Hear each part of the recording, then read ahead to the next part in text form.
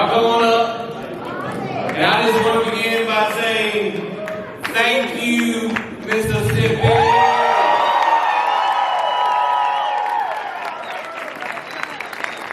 What a great crowd here tonight.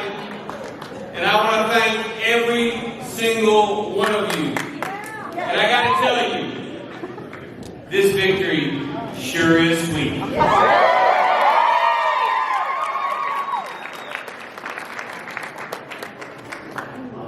20 years ago, we started this, and I just want to give you some numbers because, you know, I'm a math guy. How's this? 15 and 0.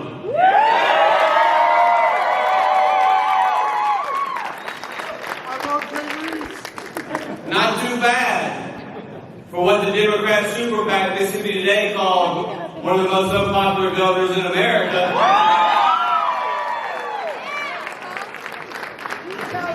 Now, a few moments ago, I spoke with Brandon Presley and accepted his congratulations. Brandon campaigned hard. He went to communities all over this great state. Now, he and I will always have our differences. I think we made that pretty clear in this campaign. We did. But I want to congratulate him on running hard all the way through.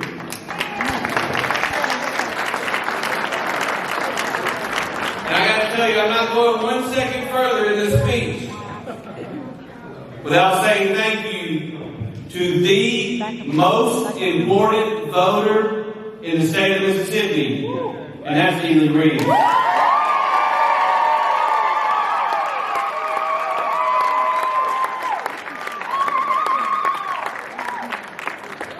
And I think it's fair to say, if we run her instead of me, this race is never going to be close. She's a great first lady, a great partner, a great mom. And I hope you'll join me in giving her a round of applause.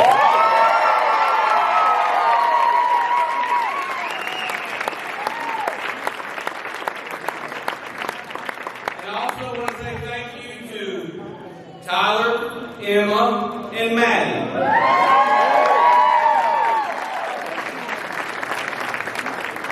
And I just want to say, I love y'all. All right. I also want to say a thank you to someone that I've grown to know very well. I want to thank someone that I spoke with just a few minutes ago, President Donald J. Trump.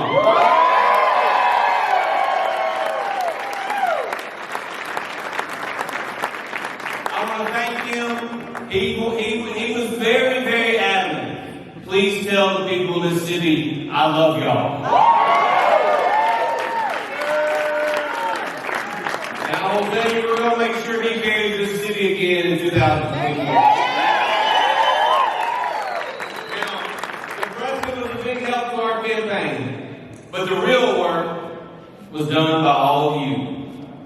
To all of you who made calls, to all of you who knocked on doors, to all of you who have texted your friends over the last few weeks, and for all of you who have helped get people to the polls, your hard work is the reason that we're standing here today. And this victory belongs to you. This victory actually is more than just who will occupy the governor's mansion over the next 4 years. It's really about the direction that our state will go over the next 4 years. Mississippi has momentum. You've heard me say it 1,000 times throughout this campaign. But Mississippi has momentum, and this is Mississippi's time.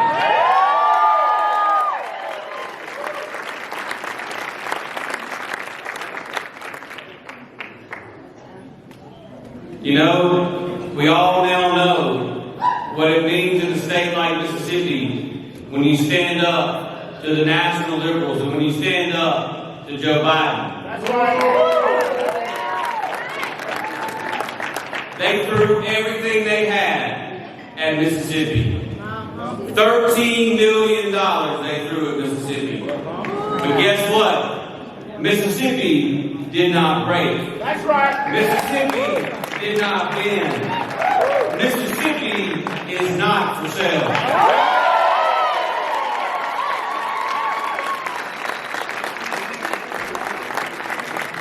And I will tell you, I couldn't be prouder of the people of Mississippi, and I couldn't be prouder of the culture of our state. You see, in our state, we believe family is everything. We believe work is a good thing. We believe that boys ought to play boys sports.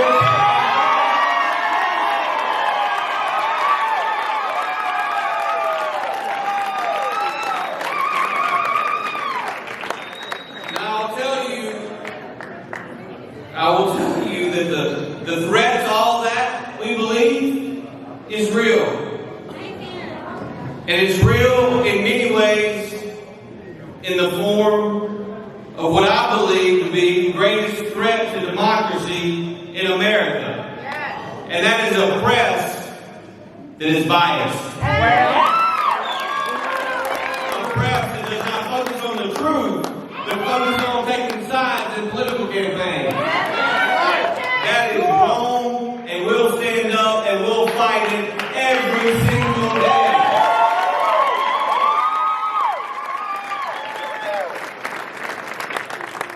We saved our state today, but we did it over the objections of many of those in the biased media.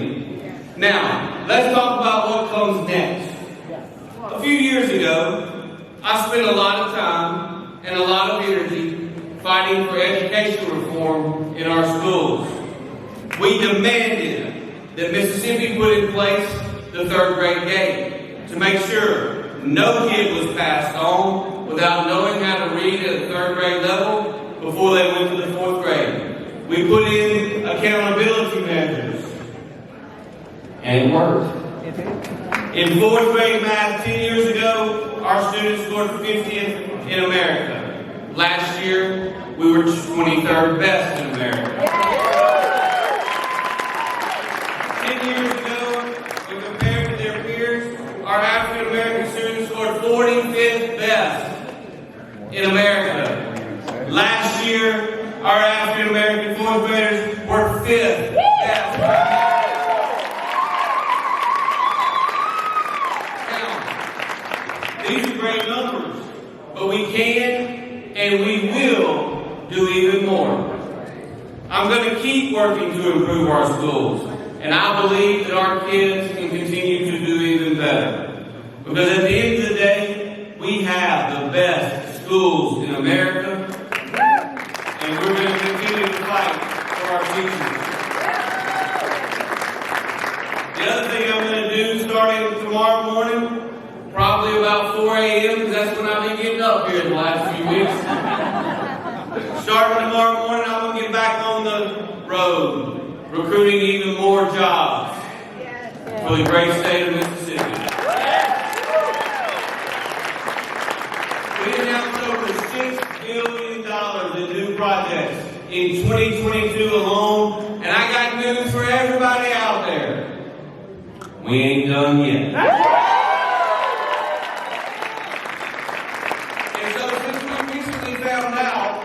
There are a lot of people in California and New York and Massachusetts and Washington, D.C. real interested in Mississippi. The governors of those states. I'm coming knocking on the door.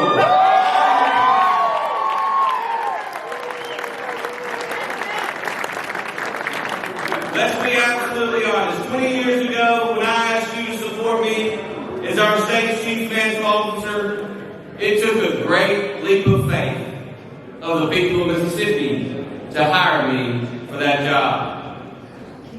I know that over these 20 years, I have made mistakes. No. But I will tell you this, I have never stopped trying to earn your trust. Yeah.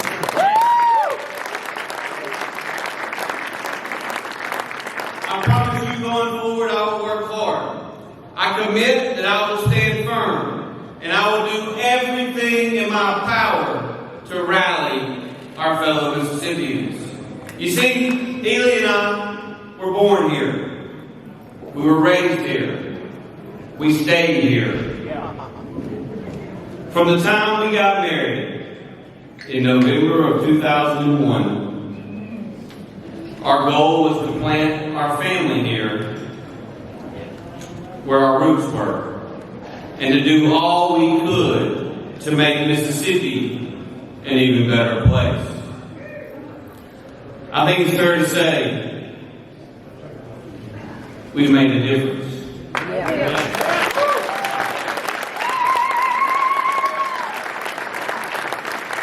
I also want you to know it's fair to say that we hadn't made enough of a difference, and we're going to do even more in the next 4 years. I want you all to know that I value your trust.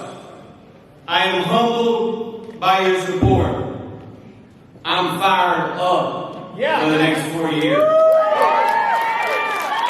I'm fired up because Mississippi has momentum, and this is Mississippi's time. Thank you. What do you want to do? Go back to the family. Do you want to bring back the referendum? What's your target? I know all the Jackson media really focuses on the legislature, and I get that.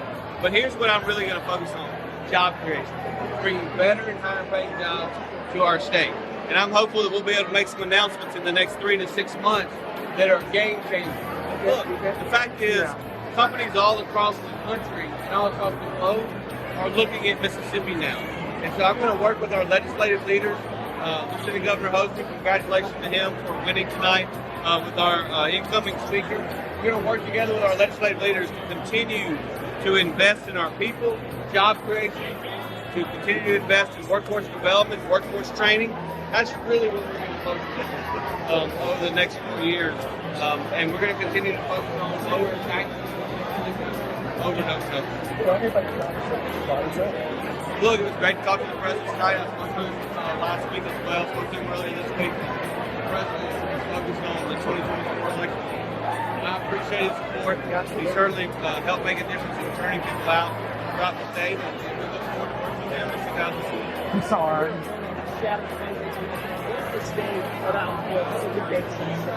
Well, look, my opponent raised $13 million, 80% of which came from California, New York, and Washington, D.C.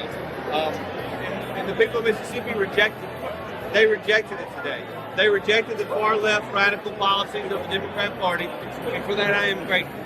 We have said repeatedly that this election is really about the direction we want to send Mississippi. Do you want Mississippi to continue to have conservative views and conservative values and conservative beliefs, or do you want to turn our party over to the National Democrat Party? And I believe that the people of Mississippi made a resounding statement tonight that the liberal policies of the Democrat National Committee are not going to fly in the great state of Mississippi. I was just wondering, what do you think your reelection means for students at Mississippi College or other colleges around I'm going to tell you exactly what that means. It means that we're going to continue to create really good jobs for the people of Mississippi so we can keep more of our students that are graduating college at home. I'm going to tell y'all, when you go look at these numbers tonight, what you're going to see is that college-educated Mississippians voted for me more so than they vote for virtually any Republican across the country, particularly college-educated females. And I'm extremely proud of that fact because we spoke to them, because we said that education is important in our state. And we're going to continue to invest in education. We're going to invest in our teachers. And we're going to get real results. We're not just going to talk about it. We're not going to say we're really for education by spending more money. We're going to talk about accountability and actually getting results. Look, I've never said that I'm going to be the most popular person in Mississippi, but nobody in our state will ever find somebody that's going to work as hard as I do and ensure that we get results for our students and for our people. And that's what we've done for 4 years, and that's what we're going to do for 4 years.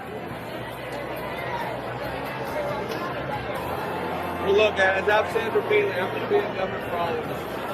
I appreciate that my partner was hard, and that he got a lot of votes tonight. And congratulations for that. But I'll tell you this, we're going to continue to see market improvement for all Mississippians. For all of our students in our high schools, graduation rate from 72.5% to 88.9%. Our fourth grade reading results, our fourth grade math results are up astronomically. 50th, 21st, 23rd in math, 49th, 21st in fourth grade reading. All of our kids benefit from that. And it doesn't matter who you voted for governor today. I'm going to work with you over the next 4 years to make Mississippi an even better place to invest capital, an even better place to create jobs, an even better place to raise a family.